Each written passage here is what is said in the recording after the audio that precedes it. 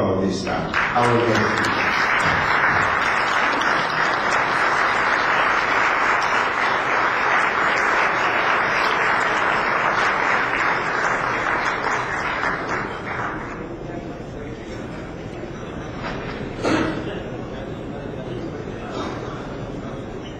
His Excellency Ambassador Yulendra Kumar, Mr. Ramesh Adargani, President of the Federation of Indian Chamber of Commerce, past presidents, members of the Board of Directors, members of the Federation of Indian Chamber of Commerce of the Philippines, distinguished guests, ladies and gentlemen, good evening. First, I'd like to thank Arjun for that very generous introduction. And thank you for inviting me to address this body today. As leaders of the business and social civic groups, you play a vital role in the affairs of our country and community, particularly in the economic sphere. Philippine Airlines likewise performs an important role in this arena. I welcome this opportunity to speak before all of you, and thank you for devoting your time to hear about the developments of our national flag carrier, our proud history, our products and services, and our initiatives to ensure that we serve our valued clients the best way possible. Let me walk through some significant milestones in PAL's legacy to our nation, the region, and the world. We are meeting today during a very significant month for Philippine Airlines. 2 days ago, we celebrated a major milestone in Philippine aviation, the flag carrier's 70th anniversary. It was on March 14, 1941, that a small propeller-powered aircraft called Beech Model 18 took off from Manila, headed for Baguio, with a full load of 5 passengers. The airplane that flew on that clear Saturday morning took off from Houston Airfield. The runway used that historic day is now known as Makati Avenue. The flight made PAL the first airline in Asia. In subsequent years after that, PAL has many more firsts in civil aviation history.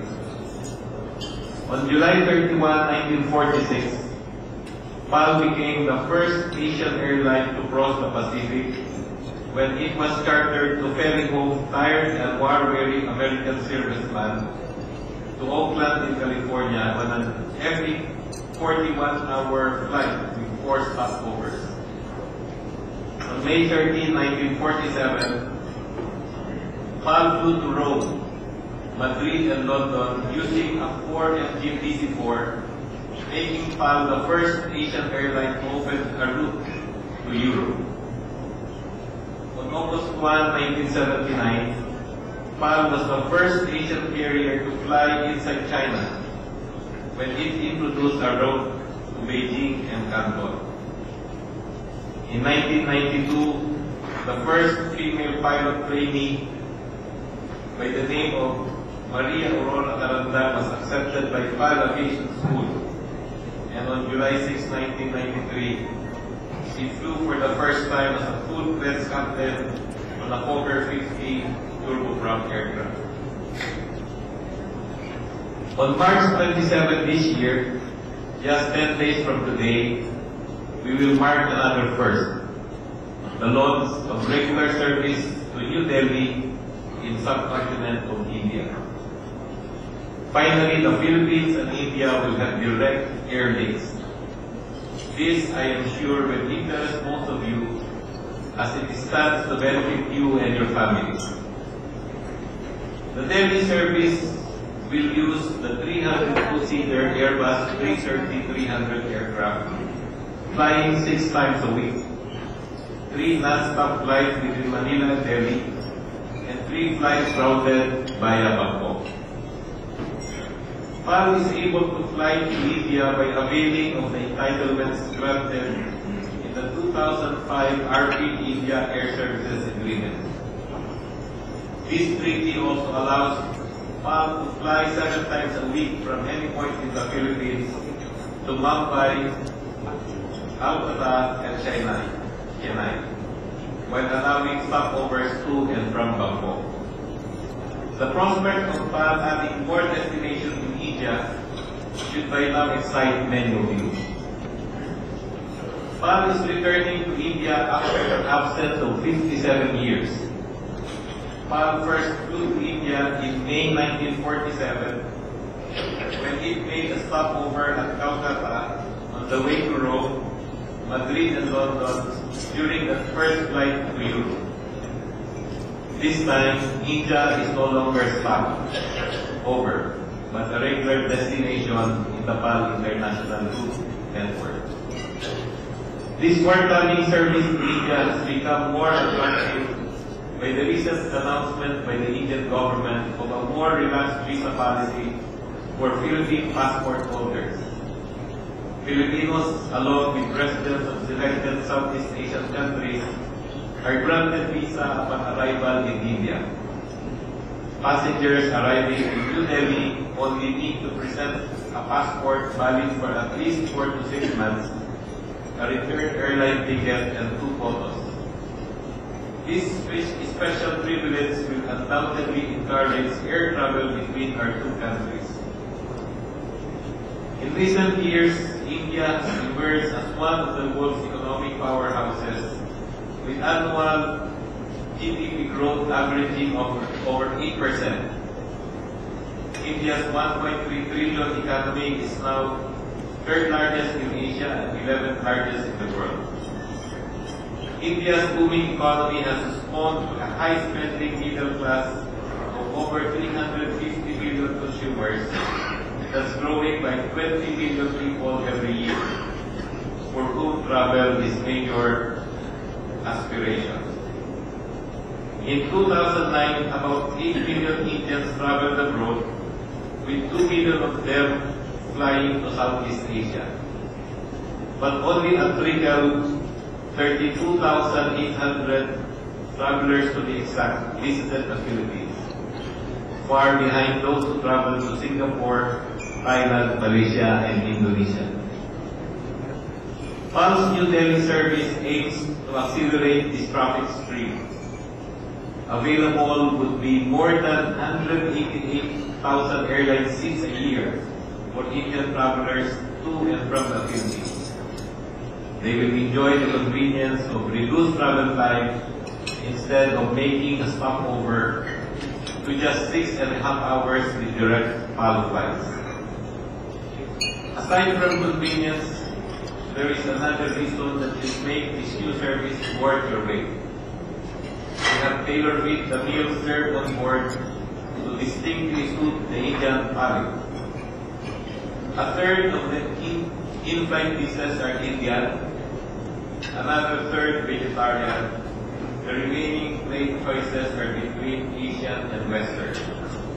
Our resident chef is being assisted by a certified Indian chef, Satish Arora of Ladsats Air Catering Limited.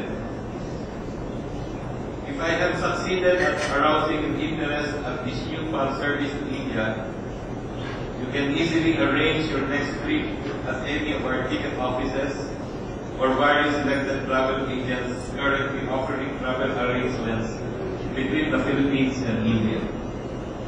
We will be working closely with these agents to make sure your travel needs are not just met, but anticipated. For the travel needs of your family and friends back in India, they may get in touch with our district sales manager, Ms. Mary Ann Cabreros, or our general sales agent, STIC Travel, who both hold offices at the Cyber Prince Tower in Haryana. Let me point out that there is a whole lot more to PAL beyond our excitement at the upcoming New Delhi service.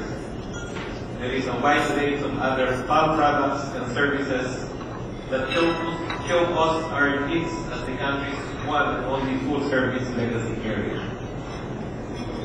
Let me start with our fleet.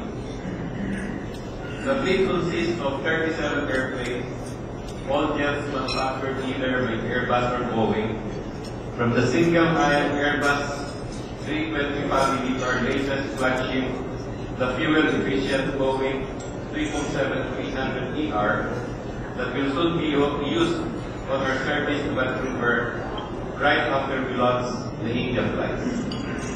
Incidentally, on the second flight will be serviced by the 777-300ER on March 29th. All these airplanes are meticulously maintained by one of the region's best aircraft maintenance service providers, Lufthansa Technik Philippines.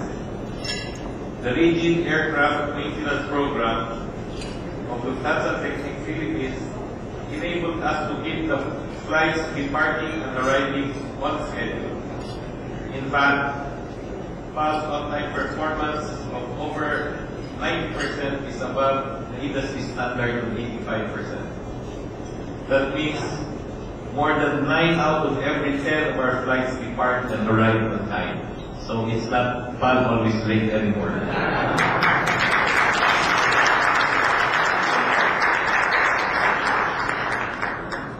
Complementing our uncompromising maintenance program is the organization-wide mantra on safety. To prove that the whole company, at all levels, not just as the aircraft maintenance handlers, strictly adheres to international safety standards, PAL passed twice the rigorous safety audit of the International Air Transport Association, or IATA.